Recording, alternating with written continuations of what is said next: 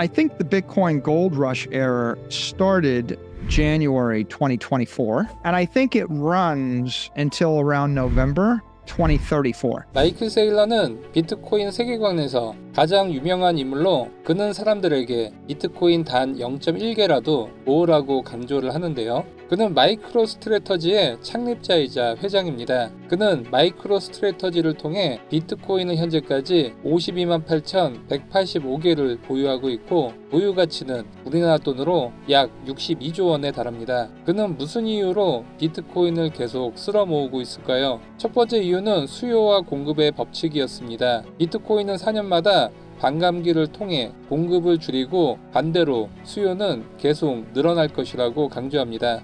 If you're living in hyperinflation in Argentina, then you have a need to know. So the Argentinians were some of the early Bitcoin adopters and big Bitcoin advocates.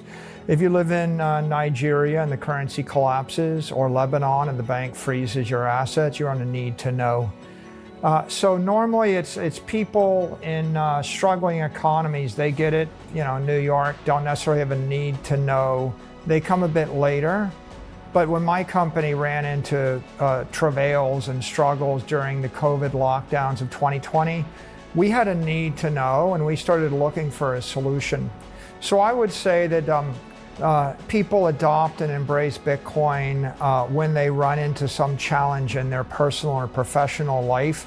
현재 글로벌 국가들의 유동성은 계속 증가를 하고 있고 각 국가들의 통화 가치는 계속 하락을 하고 있습니다. 그동안은 화폐를 대신할 대치자산이 없었지만 이제 비트코인에 대해 사람들이 알기 시작하면서 점차 비트코인에 대한 수요는 많아지고 공급은 줄어들면서 2034년 11월까지는 비트코인이 큰 상승을 보일 것으로 예상을 하고 있습니다. The government basically printing money. I thought if we shut down the economy for 2 years, that's going to cost a lot of money. And that's going to get printed. And so I saw hyperinflation, coming at the end of those lockdowns. And I noticed my money was a melting ice cube. And I thought, well, I need to do something with the money before it becomes worth 40% less. And that's the point where I said to a friend of mine, 현재 국제 정세는 트럼프의 관세 정책까지 더해지면서 전 세계의 하이퍼 인플레이션이 수면 위로 떠오르고 있습니다. 미국의 금 예찬론자인 피터 슈프는 하이퍼 인플레이션이 오면 비트코인이 1,000만 달러까지 갈 수 있다고 주장을 했습니다. 예를 들어 1차 세계대전에서 패배한 독일이 막대한 배상금을 지불하기 위해 대규모로 화폐를 찍어냈었죠. 이때 하이퍼 인플레이션이 발생했습니다. 독일의 화폐의 가치는 휴지 조각으로 떨어졌고 당시 사람들은 독일 마르크 화폐를 대체할 만한 대체제가 없었습니다. 하지만 현재는 국가의 화폐 정책과는 무관하게 내 자산을 지킬 수 있는 비트코인이라는 대체제가 있다는 것이 과거와 다르다는 점이죠. 최근 비트코인 가격이 하락하면서 두려움에 떨고 있는 사람들이 늘어나고 있습니다. 그리고 비트코인을 꾸준히 모아가는 사람들을 조롱하는 사람들도 늘어나고 있죠. 하지만 전체 기간으로 놓고 비트코인 차트를 보면 최근 조정은 대세 상승의 약간의 눌림목 구간일 뿐이라는 것을 알 수 있습니다. 앞으로도 비트코인은 계속 오르는 것이 아니라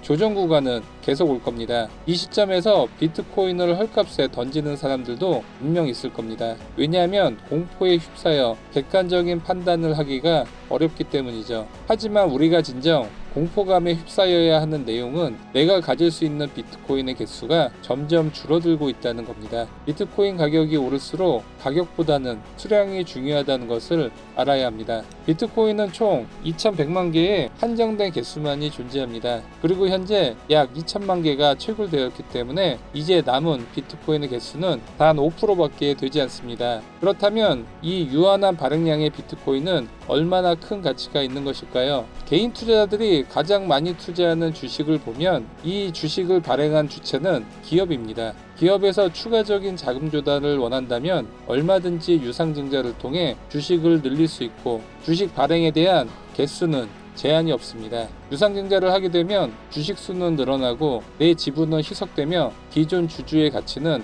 하락을 하게 됩니다. 알트코인들도 코인을 발행한 기업들이 있고, 이 기업들은 언제든 추가 발행을 하거나 락업을 해제해 시장에 투매가 나올 수 있다는 두려움이 늘 존재합니다. 트럼프 민코인은 1월 17일에 4천만 개의 토큰이 락업 해제가 되면서 대량 매도가 발생해 마이너스 90% 이상 하락을 했었습니다. 하지만 비트코인은 반감기를 통해 채굴량을 계속 줄이고 있고, 그 누구도 최대 발행량 2,100만 개를 늘릴 수 없습니다. 왜냐하면 비트코인은 어떤 기업이 발행을 한 것이 아니기 때문이죠. 결국 블록체인에서 정한 약속대로 흘러갈 수밖에 없고, 이는 국가의 통제를 완벽하게 벗어나게 됩니다. 국가에서 발행한 통화는 그들의 통제하에 있고, 따라서 우리의 자산은 국가에서 컨트롤을 할 수 있습니다. 우리가 갖고 있는 주식은 발행한 기업의 실적에 따라 바뀌게 되죠. 하지만 비트코인은 채굴 난이도에 따라 가격이 결정됩니다. 이를 해시레이트라고 하죠.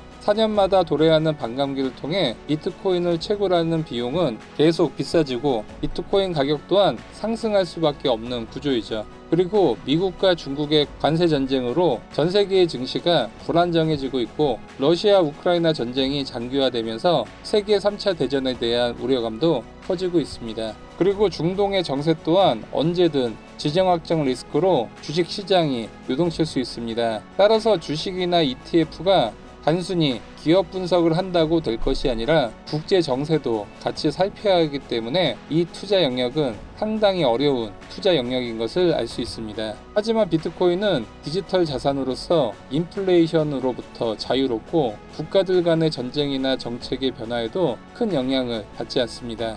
I think the important thing is to understand it not as a digital currency, but as digital capital. Money decomposes into currency, which is the medium of exchange, like the peso, the ruble, or the dollar, or capital, which is a store of value, like a Monet painting, like a really nice penthouse in Manhattan, like a bar of gold. 따라서 글로벌 화폐들은 중앙은행에서 화폐를 찍어낼수록 가치가 하락을 하지만, 비트코인은 희소성과 인플레이션 기능으로 가격이 급상승할 가능성이 큰 자산이죠. 현재가 비트코인의 적기라고 생각하는 이유는 2024년 1월부터 2034년 11월까지 장기 상승을 할 가능성이 큽니다. 그 이유는 2034년까지 전체 비트코인의 99%가 채굴된 상태가 됩니다. 그리고 나머지 1%는 100년 동안 서서히 채굴이 되죠. 따라서 2034년에 비트코인은 스톡 투 플로우 비율이 무한대에 가까워지게 됩니다. 여기서 스톡 투 플로우는 비트코인을 구할 수 있는 가치를 말합니다. 따라서 10년 뒤에는 비트코인을 돈을 주고 사고 싶어도 구할 수 없는 시대가 올 수 있다는 뜻이죠. 이것은 우리가 비트코인을 구매하기 위해서는 약 10년의 시간밖에는 남지 않았다는 것을 의미합니다. 그렇다면 현재 우리 개인들이 비트코인을 살 여유분은 얼마나 될까요? 현재 비트코인을 누가 점유했는지 알아보겠습니다. 정부가 2.7%, 채굴자가 3.4%, 비트코인 ETF가 3.9%, 기업이 3.6%, 사토시 지갑의 5.2%, 분실된 비트코인이 17.6%, 그리고 개인이 57%를 보유하고 있습니다. 그리고 남은 비트코인은 6.6%밖에 되지 않죠. 현재도 블랙록을 중심으로 한 글로벌 금융기관들은 비트코인 ETF를 통해 비트코인을 계속 매집 중에 있습니다. 그리고 가장 빠른 속도로 쓸어담고 있는 마이클 세일러는 이렇게 얘기를 합니다. I mean, the reason that Palm Beach real estate is valuable is because the government can't make more beachfront in Palm Beach, and they can't. The reason that dead artists are more valuable than live artists is you don't want the artist to make any more paintings. You want the Vermeer to stop painting. You want Da Vinci to stop painting.